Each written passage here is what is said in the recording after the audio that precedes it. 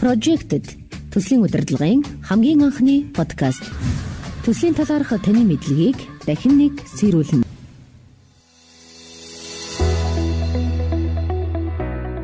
Сайн бацгаана уу эрхэм хүндэт сонсогчдоо. PMI-ийн хулан та бүхэнтэй мэдчилж байна. Та бүхэндээ хаврын энэ сайхан өдрийн мэндийг хүргэе. Ингээд Projected podcast-ийн маань 2 дугаар улирлын 4 дугаар дугаар та бүхэнд хүрэхэд бэлэн боллоо. Projected багийн сайн дурын ажилтнууд маань өнөөдрийн дугаарыг цуцшгүй хичээл зүтгэлийн хүч хэмээн нэрийцэн. Та бүхэн зочинтой маань танилцаж, түүний яриаг сонсоод бид яагаад ийм нэрийг сонгох болсон илүү ойлгох бай за. Дэлхийн томоохон хот суурин газрын нэг хүнд ногдох ногоон байгууламжийн талбай хэмжээ дунджаар 15-аас 18 м2 байд юм байна л та.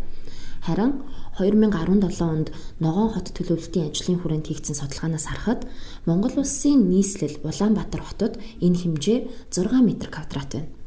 Тэгэхээр бусад дэлхийн томоохон хот суурин газруудтай харьцуулахад Улаанбаатар хотод аж төрж буйд нэг хүнд ногдох ногоон байгууламжийн талбай 3 дахин бага байдаг гэсэн үг байна. Гэвч энэ үзүүлэлт маань гэр хорооллын дүргүүдэд үүнээс ч бага хэмжээтэй буюу дундаж үзүүлэлтээр нэг хүнд тэг зууны 12 м2 талбай оногддог юм байна л та. Улаанбаатар хотын хэмжээнд нийт 220 мянга гаруй өрх. За хувь хүнээр тооцох юм бол 800 мянга орчим иргэн гэр хорооллын дүргүүдэд амьдардаг. Тэгэхээр энэ нь Улаанбаатар хотын нийт хүн амын тал нь гэсэн үг шүү дээ. Тэгэхээр өнөөдрийн дугаарын сэдвийг ерөнхийд нь та бүхэн гадралж байгаа болов. Өнөөдөр студид маань Чингэлтэй дүүргийн 12 дугаар хорооны иргэн Содномсын говьтой үлзий тогтох ах маань хүрэлцэн ирээд байна. Бидний урилгыг хүлээн авсан танд баярлалаа. Та сайхан орж байна уу? Сайхан орж байна уу. За үлзий тогтох ах маань өөрийн санаачлагаараа сайн дураараа Динжи мянга Нарантуул 2 захын хойно байрлах хогийн цэгийг цэвэрлэж 2012 онд буюу одоогоос 9 жилийн өмнө уулын нуур буюу ногоон нуурын паркийг бүтээсэн хүн байгаамаа. Тэгэхээр ногоон нуурын парк нэгдсэн цагаас хойш өлдөө давхарцсан тоогоор 9000 гаруй хүүхэд залуучуудыг тишүүрээр тоглож, зундаа хүмүүс гэр бүлээрээ хосоороо ирж завин дээр сун агаарладаг олон хүний талархлыг хүлээсэн парк болон хөгжсөн байна. Тэгэхээр энэ талаар манай Projected podcast-ийн 2 дахь дугаард оролцсон Лувсан Жамц маань бидэнд дуулгасан ба багийн хамт олон маань ногоон нуурын парк дээр очиж үлзий ахыг сураглаад танилцсан юм аа. Тэгэхээр үлзий ахаа хоёулаа таныг анх яагаад энэхүү ажлыг эхлүүлэх болсон талаар яриагаа эхлэе. За, юуны өмнө одоо танаа энэ подкастыг сонсож байгаа хүмүүс бүгдөөнд нь бас энэ өдрийн мэндийг хүргэе. Намайг үлзий тогтох гэдэг. Энэ ногоон нуур цэцэрлэг төрөлн буюу уулын нуурыг үүсгэн байгуулад ингээд бас чамгүй хугацаа өнгөрцөн байна. Тэгэхдээ одоо анх эхлүүлсэн ажил маань өнөөдөр эргээд ингээ харж яхад бол үнэхээр бас нэг бодлын бахархмаар тэгээд өөртөө юу тийм сайхан сэтгэл энерги төрүүлдэг. Энэ ганцхан надаар тогтохгүй шүү. Маш олон хүнд юм нөлөөлдөг юм газар болоод хувирсан байна. Тэгээд энд бол би маш их баяртай байгаа. За яг анх бол би 2005-аас 8 онд Солонгост 3 жил ажиллаж ирсэн. Тэгээд ирээд хамгийн гол нь манай Монгол хүүхдүүд бидний амьдарч байгаа орчин дэд бүтэц ногоон байгууламж энэ агаарын асуудал, агаарын бохирдол гэдэг энэ олон асуудлууд бол үнэхээр нэг тийм их өөр тийм төвшөнд байсан. Тэгээд тэр бол надад аюу тийм сэтгэл эмзэглэмээр бас нэг бодлын жоохон одоо хоршоор хөдлөгч юм уу?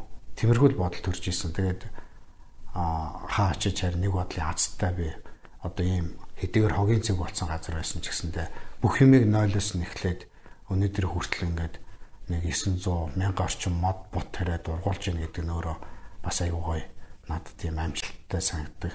Тэгээд энэ бол маш их гэгэн үйлс. Тийм учраас цаашдаа энэ гэр орооллын хүүхдүүд залуучууд энд ирж суралцаасаа хөгжөөсөө энд би ер нь цаашдаа яаж хувь нэмэр оруулж болох уу гэдэг тал руугаа л одоо цаашаа аль болох хичээж байна. Тэгээ ер нь бол би өөрөө хар ухаанаар л явж байгаа яг үүндээ. Тэгээс ах нь бол гадаад сургууль суйлд өгсөн ч юм уу Монголдо ихтэй сургуульд өгсөн тийм баялаг түүх бол байхгүй. Тэр тусмаа харин надад бол юмыг ажиутгах одоо янз бүрийн л одоо амьдралтай хүүхдүүд залуучууд байгаа. Эднэрт яаж урам зориг өгөх үү? Яаж ингээд хүн бас тэмцээд ингээд сайхан амьдарч бас болдгоо шүү гэдэг нэг сайн жишээл байгаа байхгүй. Үлзий хаа та анх яг тэр хогийн цэгийг харчаад би энэ хогийн цэгийг ийм сайхан нуур болгоно гэдэг сэтэл нь хаанаас яаж төрсөн бэ? Яг нь сөүлд би Солонгосын Босоо хотод ажиллаж амьдарч байсан. Тэгээд үнэхээр цаг наргүй л ажиллаж байсан. Нэг зөөгөө хоногийн нэг амралтын үеэр нэг Сөүл ороод тэгээд Сөүлийн тэр Лото Ворлд гэдэг том тоглоомын парк очиж үзсэн байхгүй. Тэгээд тэр Лото Ворлдын тэр парк бол надад үнэхээр одоо сэтгэл хөдлөмөр тийм айгүй гоё мөсөн хотгон. Тэгээд тэр миний яг одоо сэтгэлд үнэхээр Солонгосоос бол хамгийн тод буусан тэр. Тэгээд 2008 оны намар ирэл 9 онд би энэ газрыг олж харсан. Харахад бол тэр цаана хот маш гоё харагдж байгаа. Наан нэг тийм хогийн цэг болцоо одоо нэг жоохон ус шалбагтай тийм л хонхор харагдаж ирсэн. Тэгээд миний яг тухайд төрж исэн бодол бол машинаар усаар авчирч хийгээд өвлөн котог хийн. Тэр усаараа одоо буцаад нэг хаврын мод тарьж болох юм энд нэг гэсэн л анх тийм төсөөлтөл ихсэн байхгүй. Тийм ч учраас тухайд дөрвийнхаа засаг дарагдаас би Солонгосоос ирлээ. Их юм үзэж тууллаа. Одоо бол би энэчээстэй нэр уулыг эргүүлж усыг нураана гэх л ухааны юм. Тиймэрхүү л одоо төсөл хичээл анх яажсэн. Миний тэр анх бичсэн төсөл одоо над байдаг. Эргээд одоо харахад бол гоё түүх өгөөдгөр яг го төсөл бичдэг хүмүүст бол инээтэй л юм харагдана. Тэгвэл тухайд харин дүүрийн засаг дарга дэмжиж газар олгосон. Тийм учраас ингээд эргэн төр хоёр харилцаад нэг юм амжилттай ажил болоо явж байгаа байхгүй. Ер нь ямар ч төсөл гэдэг эхлэх хугацаатай, дуусах хугацаатай, тодорхой зорилготой, тодорхой нөөцтэй л байхад тэр төсөл гэж бид нэр ярьдаг. Тэрэнд одоо ганган ийм одоо гоё харагддаг байна уу? Эсвэл одоо тэр нь нийгмийн сайн сайхны төлөө байна уу? Томоохон байгууллагууд хэрэгжүүлж байна уу? Ялгаа байхгүй төслөл бол төсөл гэж манай багийнхан бол боддог. Надад айгүй сонирхолтой санагдчихж байгаа нь тэр газрыг та усны ундрахтай тийм газар байсан гэдгийг мэдчихсэн үү өмнө нь? Ер нь тэр газрын үүхт үүсэл түүх нь юу юм бэ? Одоо хүртэл би тэр ундрахтай үгийг мэдэхгүй байгаа. Яг гэвэл ер нь Дэнжимийн горчин бол дээр үеийн тийм олон булгийн амч гэдэг юм уу тийм дээр үеийн нэртэй тийм байна л да. Ер нь ягаад олон булгийн ам гэд нэрлсэн. Тэгэхээр Дэнжимийн горчин бол тэр дээрээсээ их авдаг одоо Чингэлтэй архинаас ч юм уу их авдаг. Тэгээд туулгал руугаа чиглэж урсдаг юм маш олон тийм булаг шанд дээр үед бол горих юмнууд байсан байгаа байхгүй. Одоо ч гэсэнд ингээд өвөл болгон харцлаад ингээд урсаад хит хитэн тийм том одоо шар усны үерч юм уу тиймэрхүү тийм том үерийн далангууттай одоо өвөл зөнгөөл тийм ус гарч идэх гэсэн үг. Тэгээд тэрний нэг тийм усны судал байдаг байх гэж боддог. Дороосоо тижигдэг. Тэгээд 12 оны хавар бол яг ахих нь гол хийсэн ажил бол тэнд хогийн цэвэрс ил задгаа хогийг цэвэрсэн. 100 тэр борооны усаар тижигдээд муур бий болоод ихсэн. Тэгээд өвөл нь бол ямар ч байсан хүүхдүүд гулгах боломжтой тийм том талбай гарсан байхгүй. Тэгэл анх котог яаж эхлэх ямар одоо бэрхшээл байдаг тэрнийг огт мэдэхгүй эхэлсэн. Гэхдээ яг хүүхд гэдэг чинь өөрөө ингээд котог нээчих дээр тэр хавцааны ямар тийм тоглох юм байхгүйсэн хүүхдүүд чинь сургуулаар ирээл оволцсон ерөөс. Тэгэл анх бол котог тэгжил эхэлж исэн. Тэгээд нэг сар хөрхтөөгүйтэй ажиллаад тэгээд нөгөө жочор хүүтрээд эхлэнгүүт үнэхээр байр савны хувьд нөгөө байгаа канкеныхаа хувьд ингээд ямар ч боломжгүй эхний жил тэгжил эхэлж исэн. Тэгээ хоёр дахь жил буюу тэр 13 оноос бол харьцангуй туршлагатай болж эхэлсэн. Яг байршлын хувьд тэр газарт ямарваа нэгэн сонирхолтой түүх байдаг болов. Тэр сүүлд бол 16 оноос бол би газрын судлаад ихсэн байхгүй. Тэгээд тэр үед дашгээд одоо 90 гаруй насны хүний сургийг сонсоод тэгээд тэр дашхойг олж уулзаад тэгээ бүр тэр одоо дээр чулуун тачгил гэж нэртэй байсан байна л да. Улаанбаатар хотын яг нөгөө чулууны замын чулууны үндсэн карьер байсан газар байгаа байхгүй. Тэгээд 46 47 онд одоо олсон Япон зөргөөд ажиллаж ийн манай Сүхбаатарын талбай чулуу их сургуулийн баруунтлын замын чулууч гэдэг юм ингээд үнэхээр одоо Монгол улсын түүхтэй нийслэл хотын түүхтэй холбоотой юм гоё газар байсан. Тэгээд дашхуугаас сонсоод тэгээ ер нь тэрнээс хойш миний одоо тэр газраа судлах ажил ихсэн. Тэгээ сүүлийн одоо 16 оноос хойш өнөөдөр хүртэл судлаад тэгээ үндэсний архивын газраас материал татах өшөө одоо хөдөө орон нутгуудаар явах. Яг гэвэл манай энэ дээр жишээ нь яг Япон цэргүүдийг ажиллаж байгаа үед нь хянагч хийж исэн, харуулын цэрэг хийж исэн хүн одоо зүг хараад байгаа аахгүй. Тийм. Тэр хүнтэй жишээ нь олж уулзаад ингээд түүхийг яриулаад тэгээ тэр хүн бол үнэхээр одоо нэр хүн эрүүл байх ямар ач тустай байдгийг, хүн оюун санаагаа цэвэр авч явах ямар чухал байдгийг өнөөдөр ундаг дугуунаад явж байгаа шүү дээ тэр хүн. Тэгээд тэр хүн фото зураг үзүүлээд ингээд тэр залуу цэрэг байх үеийн, офицер байх үеийнхаа бүх түүхүүдийг маш сайн санаж ярьж байна. Тэгээд би энэ Монцамигийн бас Япон сэтгүүлч эдгээр авч очиж бас сурвалжлах хэлгийг Япон хэл дээр хэвлэгдэж ийсэн. Тэгэл ер нь бол энэ үнэхээр баялаг түүхтэй газар юм. Энэ газар би цаашдаа музей хийх хэрэгтэй юм байна. Тэгээд ер нь музей гэдэг өөрөө таны мэдэх талаасаа тий маш чухал юм байгаад байдаг. Тэгтэл өнөөдөр Улаанбаатарт амьдарч байгаа хүүхдүүд жишээ нь гэр оролт очиж үзээгүй хүүхдүүд маш их болчиход байна. Ингээд гэтэл гэр оролт гэдэг чинь өөрөө бас муухай юм биш аахгүй. Хамгийн гол нь тэнд дид бүтцийн талаас л юм дутагтаад байгаа. Тэгээ яг улсаас бол юм хийгээл харагдаад байгаа боловч өшөө сайн хөгжүүлэх, дээрэс нь бид нэр өөрсдөө бас хичээх, иргэд бид нэр сайн хичээх юм л хэрэгтэй л байна л та. Та Үндэсний архивын төв дээр очиж судалгаа хийсэн гэж байна шүү дээ. Тэгээ яг энэ үеэс та тийм олсон сонирхолтой зүйлсээс суулцаач манай подкастыг залуучууд их сонсдог. Тэгэхээр подкастыг сонсож байгаа залуучуудад маань сонирхолтой байж магадгүй.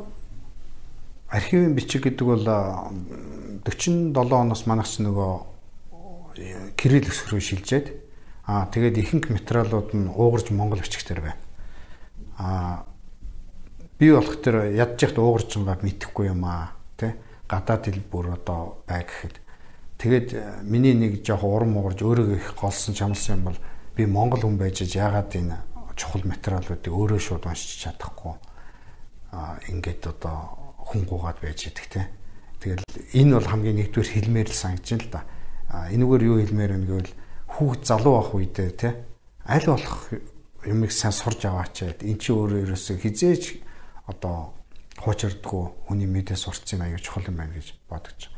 За яг хөө тэнд кириллээр бичсэн жоохон тийм алан бичгүүд байсан. Гэхдээ тэн дээр маш чухал юмнууд нь бол жишээ нь 46 онд билүү 47 онд богд уулнаас одоо тэр ажилчдын жишээ нь зүгээр одоо Улаанбаатарт ажиллаж байгаа ажилчдын түлээний мод бэлдгээд нэг хүн даалгасан байгаа байхгүй нэг баригаад. Тэгтэл нөгөөдөл очиод ойг цэвэрлээд түлээний мод бэлдгэсэн чинь баахан нот мод бэлдээд ирсэн. Тэгээд тэрнийг жишээ нь донгодох ч гэдэг юм уу арга хэмжээ авах тийм одоо тушаа шийдвэр байж байгаа шээтэй. Тэгэхээр 46 47 оноос эхлээд манай засагч нь бол одоогийн шиг харьцуулах юм байхгүй тийм хүнд хэцүү байсан шүү дээ. Тэр үе амьдрал гэдэг өөрөө дайны дараах жилүүд те. Тэгээд тэгсэн хэрнээ ой модоо байгалаа хамгаалах талдаа тэр үеийн төр засагч бас ажилдаг арга хэмжээ авдаг юм байсан байгаа байхгүй. Жишээ нь л хамгийн ихний материал гэхэл тийм байх шүү дээ. Тэгэл одоо тэр дашгуун хэдэн онд ажилд амжигдсан одоо хэдэн төгрөгийн шагнал авч ийсэн эдгээр тушаа шийдвэрүүд нүртэл ингээд баримтаараа гараад ирж байгаа байхгүй. Одоогийн Ногоон нуурын парк маань анх хогийн цэг байсан шүү дээ. Энэ хогийг цугларсан байсан тэр хур их хогийг цэвэрлэхэд хэдийн хугацаа орсон бэ? Тэг хүмүүсийн хандлага бас тэр үед ямар байсан бэ? Та тэг ингээд шууд ганцаараа гараад л ингээд цэвэрлээд ихсэн юм уу? Яг ер нь манай аав ээж хоёр бол бас нөгөө жоохон тийм хар ажил одоо барилгын талын ажил хийдэг. Ээж бол маш их дээл хувцас айдаг. Одоо социализм үед ах үйлчлэг гэж байх үед. Тэгээд ер нь юмд нэг тийм нэлээд шаргуу талтай хүмүүс. Тэр л надад одоо нэг өвлөгдсөн л юм шиг байгаа тий. Тэгээд тэр чанараараа би ер нь за энийг л хий гэсэн бол тэрнийг л барьж авч хийдэг. Тэрэндээ үнэхээр одоо дур сонирхлоо бүх юмаа зориулдаг нэг тийм чанар над байна. Ер нь бол шууд барьж аваад хийсэн. Тэр ажлыг. Эхлээд хинч дэмжээгүй, хинч ойлгоогүй. Эхний 3 жил бол маш хүнд хэцүү. Эхний 3 жил тийм байсан. Котог ажиллаж чадахгүй, 100 завь ажиллаж чадахгүй. Тэр завнууд нь жишээ нь пластик биш тийм хийлдэг завнууд байсан. Тэр хач чулуутай газар хагарчих тий. Ингээл яриул зөндөөл зовлон байсан. Тэгээд ядчих нөгөө тэр авийн хүмүүстэй сайн танилцаж амжаагүй. Янз янзын насны хүмүүс байна. Архитар суун, хогоо хайн. Бэрхшээл зөндөөл байсан та. Тэгээд яг хөө тэнд бол миний өөртөө сурж авсан юм бол бас юм жоохон хүлээцтэй байх, хүлцэнгүй байх эдгээр чинь бас айгүй чухал байд юм байна шүү дээ. Тэгэхгүй тэгээд тэр хуршуутайгаа би сайдч модоодсан бол өнөөдөр бас ямар ч байх байсан мөлий гэж бас бодогддог тийм. Тэгээд ер нь төр засагтай харьцаж гисэндээ ажил хөөцөлдөх зөндөл ажил гарч ирдэг. Очоод уулзаад яг болж өгөхгүй байдаг. Тэн дээр заавал бухимдаад ах хэрэггүй. Ингээд хойшлуулчаад дараа нь ингээд ирээд нэг тийм салтгүй нөхрөл байх хэрэгтэй байхгүй. Ер нь ажилд ч бай, хүнтэй ч уулзсан, юм хөөцөлдсөн ч бай тий. Тэгжижил ер нь нэг өдөр падгээл юм бүтчихдэг юм байхгүй шүү дээ. Гэх мэтээр одоо яг суралцаал ингээд явж л. Надад ингэж л бодогдож байна л та. Та зүгээр нэг хог цэвэрлээд өнгөрөх биш, хуршүүдийнхээ тэр хавьд амьдарч байгаа хүмүүсийн сэтгэлгээ, хандлагыг өөрчилсөн их онцлмоор байгаа байхгүй юу? Тэгэхээр энэ хүмүүсийн хандлагыг өөрчлөхөд хүмүүс ер нь яг танд яаж хандж ийсэн бэ те? Магадгүй одоо ингээл та тэнцээ хогийн цэвэрлээд идэг хүмүүс зөрөөл хог хаяад байсан хүн байсан байж магадгүй. Тэр хүмүүстэй та яг яаж харьцаж тэр хүмүүсийн сэтгэлгээнд нөхөсөн бэ? Тэр би нэг ёс юм шиг л хавар болгонд нэг банкнаас зээл авдаг байхгүй. Тэгэл зээл аваад нөгөө мөнгөөр хавар болгоны бүтээн байгуулалт хийгээл ингээд жилд ингээд ахаад ах тэр нөгөө хүмүүсийн хандлага ингээд хөршүүдийн тий. Тэр хөршүүд гэдэг маань бол дандаа тэр төлөөл хогоо хийж идэг ийм хүмүүс байсан шүү дээ. Тэгээд тэр хүмүүсийн хандлага шал өөр болсон. Тэгээд ер нь яг миний хувьд бол тэнд их анзаарсан юм бол байгаль гэдэг чинь бол хүний хүчин зүйлээс болоод маш амархан дороотдог, гэмтдэг ийм онцлогтой юм байна. Хүн эргээд тэр байгалыг жоохон тордоод ингээд хамгаалаад эхлэх юм бол байгаль өөрөө маш хурдан сэргэх юм нэг ийм л одоо ямиг би тэнд аюух анзаарсан байхгүй. Тэгээ ер нь бол цаашдаа бид нэр улам энэ байгалыг дэлхийг дороотуулаад явах юм уу? Эсвэл одоо энийг ачлаад хөгжүүлээд ингээд хүн болгон одоо өөрсдийнхөө хэмжээнд юм байгальтай харьцах зөв хандлагатай тийм болчих юм бол илүү л одоо бидний цаашдын ирээдүйн энэ дэлхий дээр урт удаан амьдрах л юм боломж нэгтгэх байх л та. Та сая хэллээ шүү дээ. Хүний буруутай үйлдэлээс болж байгаль их дэлхийн маань гэмтэж дороотож байна гэд. Тэгэхээр энэ парк маань бас байгуулагдсанаар та маш их мод те одоо энэ ногоон зүлэг модыг бол ингээд ургуулж тарж гин энэ нь өөрөө эргээд байгалийн өнгө төрхийг нөхөн сэргээж гин те. Тэгэхээр та яг энэ ажлынхаа талаар бас илүү дэлгэрэнгүй мэдээлэл өгөөч. Тэгээ анх бол эн чинь зүгээр юм дант чулуу хад чулуун дунд ийм нэг том тогоош гэл юм байсан байхгүй.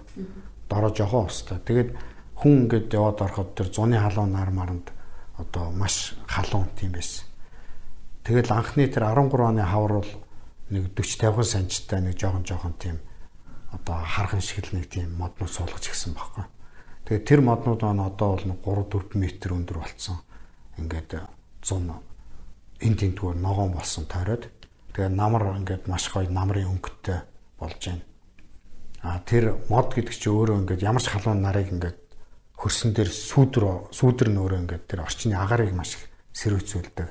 Тэр ус өөрөө ингээд бас борооноосоор тижээдээд зундаа ихсчдэг учраас бас тодорхой хэмжээний уурсалт явагдаад ингээд тэр орчин бол өөрөө ингээд шал өөр амьсгалтай болж байгаа. Тэгээд ер нь ирж байгаа шувуудч тэр сүүлийн үед одоо ургаж байгаа ургамлын нэр төрөл маш олон болж байна. Сүүлд өнгөрсөн намар жишээ зарцаа ингээд гараад ирсэн байгаа байхгүй. Тэгээ энийг бол би зөвхөн байгаль өөрөө ингээд цаанаасаа сэргэж гинэ л гэж үзээд байгаа. Тэгэл 100 бороо орно. Буцаал би ноцоосоор татаал нөгөө моднуудаа тойролж байх услаад багсгаал ингээд яг нэг талаа жоохон хүчээр энэ усыг өөрөө баланслуулад ингээд нэг явуулаад байгаа байхгүй. Тэрнээс биш тэр чигээр нь хогийн цэвэрлэл орчих юм бол энэ маш гүнзгий ус бол. Тэгээд яг миний зорилго бол хүмүүс хилдэг энийг одоо бизнес болгооч, гоё болгооч л гэдэг. Яг надад би бизнес болгож би баяжгаас илүү энэ хүмүүст нэг тийм ийм газрыг ийм хүн ингэж болгох юм байна. Бид нар бас энийг ингээ гэдэг эндрүүл илүү чиглэсэл гэж би хүсэж байгаа.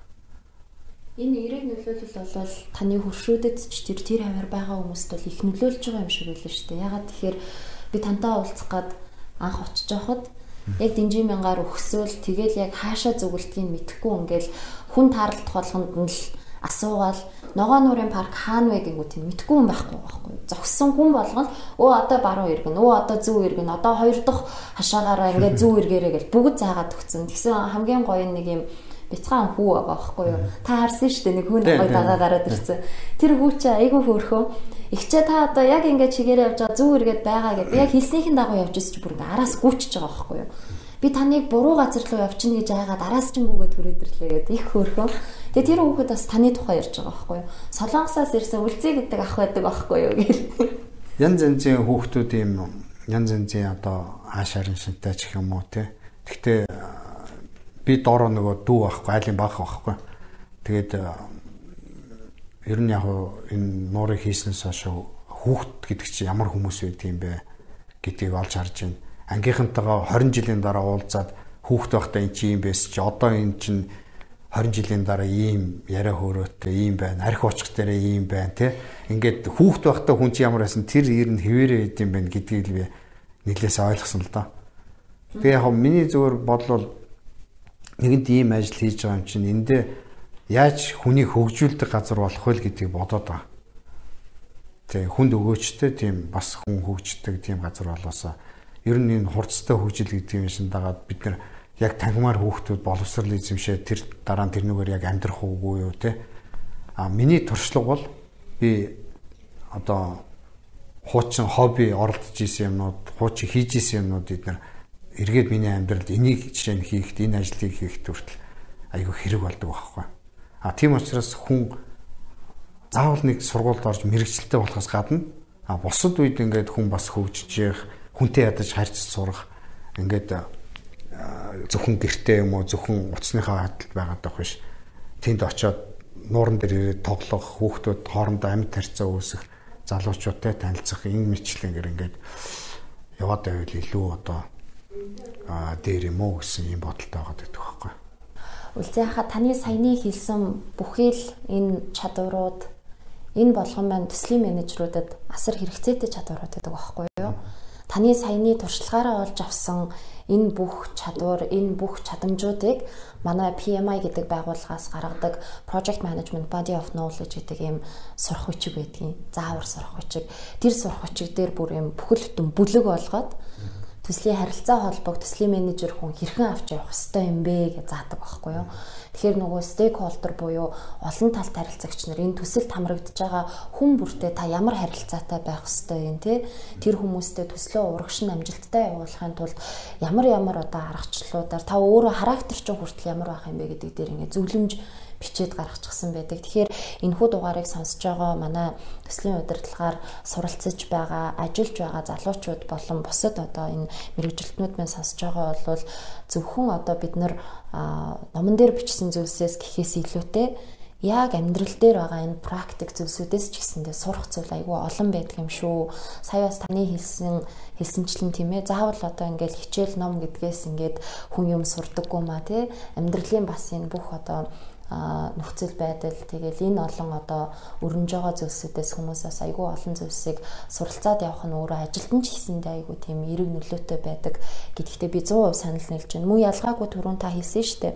Нэг ажлыг хөөцөлтөд явж хахад шууд бүтчихдэг зүйл гэж байхгүй. Тэрэнд хүлээцтэй хандах ёстой. Тэгээд хэрв одоо нэг хандаад болохгүй бол 2 ханд, 3 ханд, 4 ханд тий.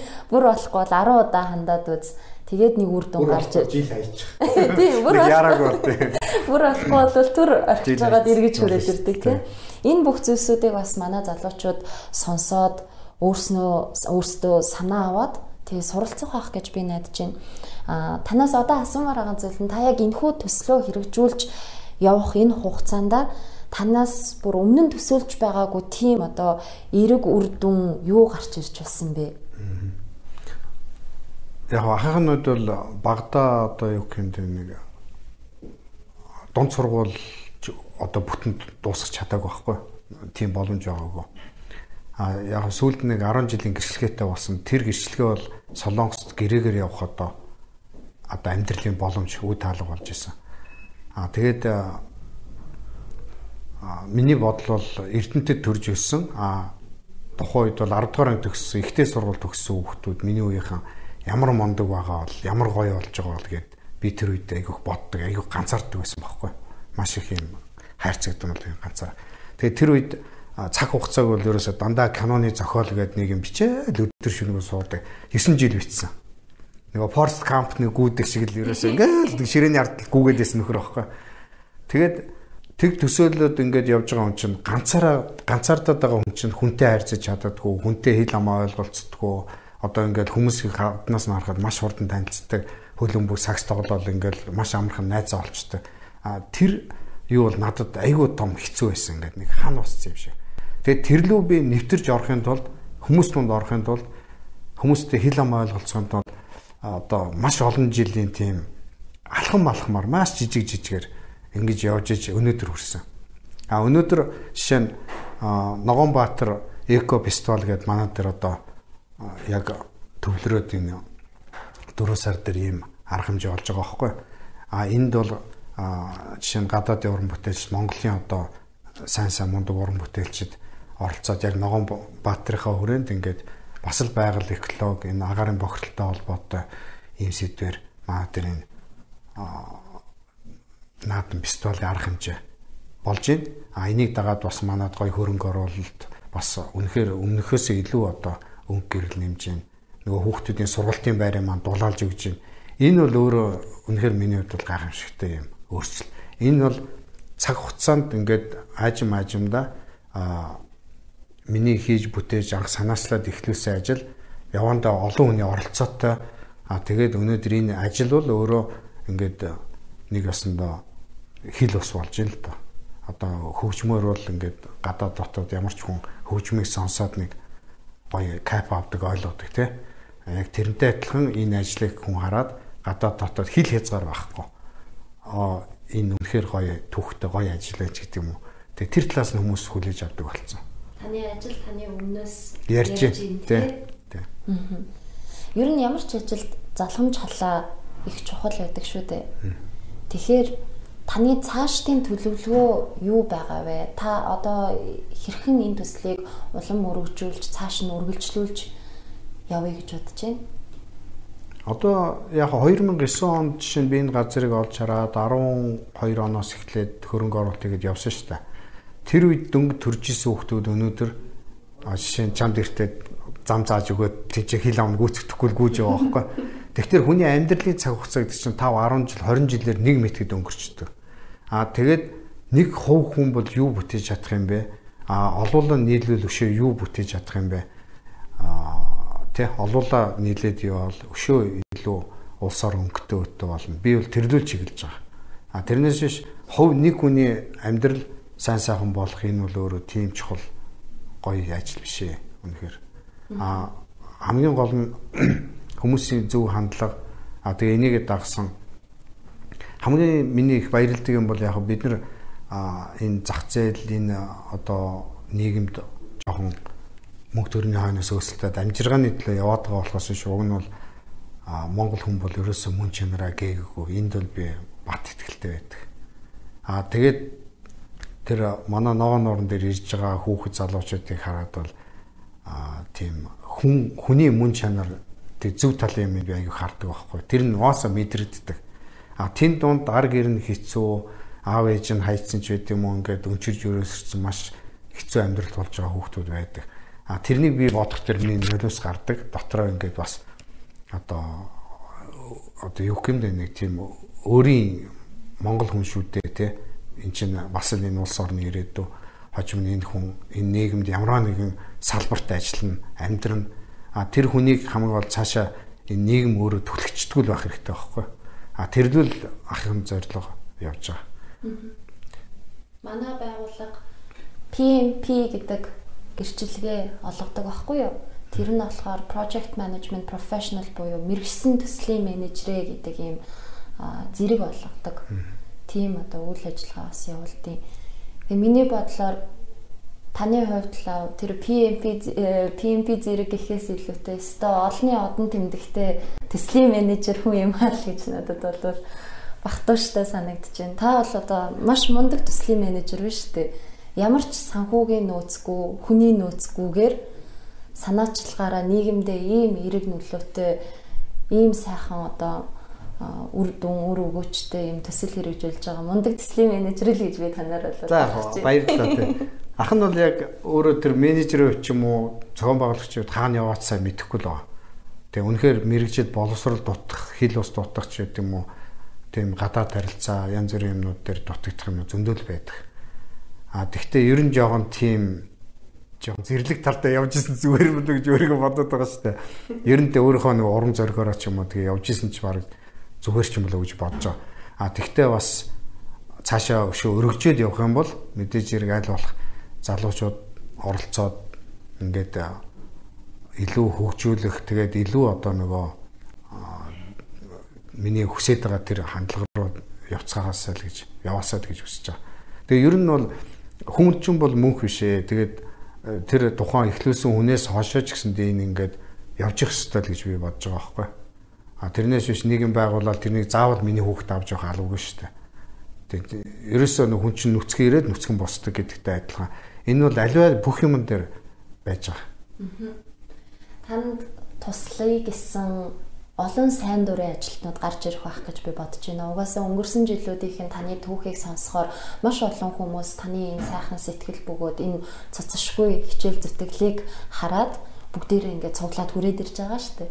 Яг тэрнтэй адилхан одоо жишээ нь манай байгууллага гэхэд бол 100% дандаа сайн дурын ажилтнуудаас бүрддэг. Бид нар бүгдээрээ өөрсдөө бүтэн цагийн ажилтай. Тэгэхдээ энэ одоо подкастыг хийх ч юм уу эсвэл одоо ингээд сургалтуудыг хийж хүмүүсийг илүү чадваржуулах ажлыг хийж байгаа бүх хүмүүс маань сайн дураараа хийдэг байхгүй юу? Тэгээ тантай одоо холбогдсон манай сайн дурын ажилтан Жаргалмаа, Мөнх Жаргал, Наран бүгдээрээ сайн дурын ажил хийж байгаа охтууд байгаа.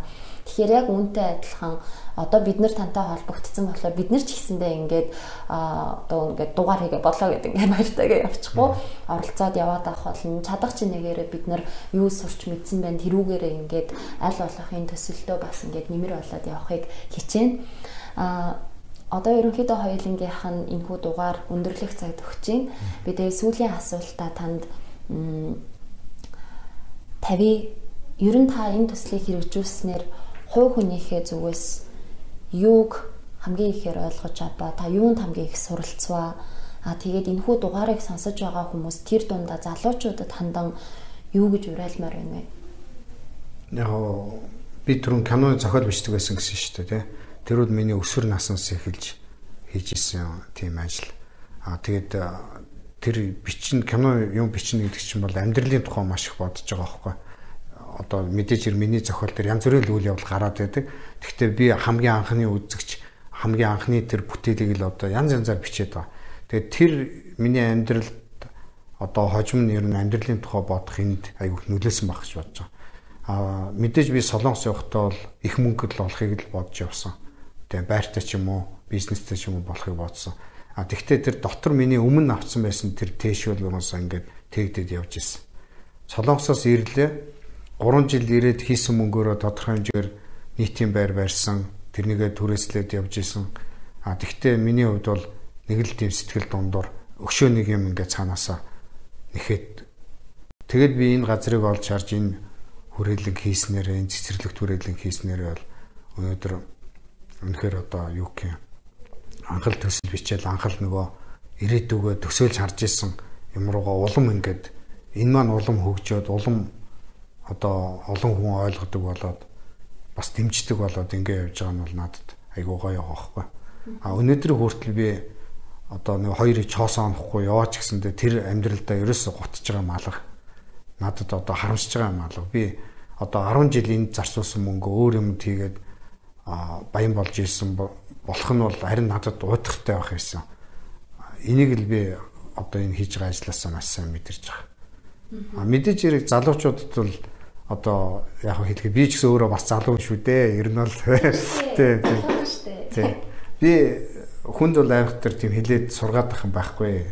Тий нөгөө л хэлээд тэгж хэлэхч бас жоохон дургу. Зүгээр л яг буу халаал одоо тэр уулын нуур дээр бол өвөл зөнгөөл одоо ирж байгаа хүмүүстэй буу халдаг ярьдаг. Тэгээ үнэхээр жоохон тийм амьдрал нийцэхгүй юм яриад байгаа хүнтэй бол ярих жоохон сонирхолгүй. Тэгээ яг барьцтай бодит амьдралтай юмыг л яриул би илүү сайхан ярих дуртай. Тэгээд ярьж байгаа юм маань бол мэдээж хэрэг ингээд би тэр хүнээс суралцсан. Надаас тэр хүн бас юм суралцж юу сайн тиймэрхүү байдлаар л явдаг. Энэхүү дугаарыг сонссон бүх хүмүүсийн хувьд нэг зүйл бас толгойд нь бууж байгаа ах гэж бодож байна л та. Гайхамшигтай зүйл хийхэд заавалчгүй асар их санхүү ч юм уу хүний нууц шаардлагагүй байдаг юм байна. Эсэргээрээ ердөөсөө сэтгэл, санаачлаг, оролцоо, хүлцэнгүй байдал, цоцошгүй итгэл зүтгэл байхад ийм сайхан зүйлийг бүтээж болдгийм байна гэдгийг манайхан бүгдээрээ ойлгосон байх гэж бодож байна. Тэгээ та цаг заваа гарган хүрэлцэн ирсэнд маш их баярлалаа. Тэгээд энэхүү дугаарыг сонссон бүх хүмүүс маань бүгдээрээ Дэнжимэн Нарантуул 2 захын хойно байрлах Ногоо нуурын парк дээр маань очиж зочлоорой. Их сайхан газар байгаа шүү. Тэгээд та бүхнийг ч гэсэндээ бас энэ подкастт орж оролцуулсанд маш их баярлалаа. Тэгээд энэ жил бол хэдийгээр ковидтэй ч гэсэндээ сүүлийн 2 жил манай дээр өшөө илүү одоо ирэх тэмтэй, өшөө илүү хурдцтай ажлууд хийгдэж байна. Миний мөрөөдөл бол үнэхээр одоо уран бүтээлч хүмүүс маадэр бүтээлээ үлдээгс гэж хүсэж ирсэн. Энэ ягаад ч хэдэн жилийн дараа биелж байна. Энэ жил гадаадын болоод дотоодын уран бүтээлчнэр өөрийнхөө оюун санаас гарсан, өөрийнхөө гарынхаа уран хийцийг үлдээж өгөөд бүтээлүүдээ үлдээж байна. Тэгээд энэ бол удахгүй ковидын дараа та бүхэн очиод үзэхэд нээлттэй манайх ямар нэг такс хураамж авдаггүй шүү. Ирээд сайхан урам аваараа цаашаа бүхэл одоо ажил амьдралынхаа хувьд урам зориг аваад ингээд салвартаа гялцаарай л гэж одоо хүсэж байна. Баярлалаа. Маш их баярлалаа танд. Ингээд дараагийн дугаар хүртэл баяртай сонсогчдоо.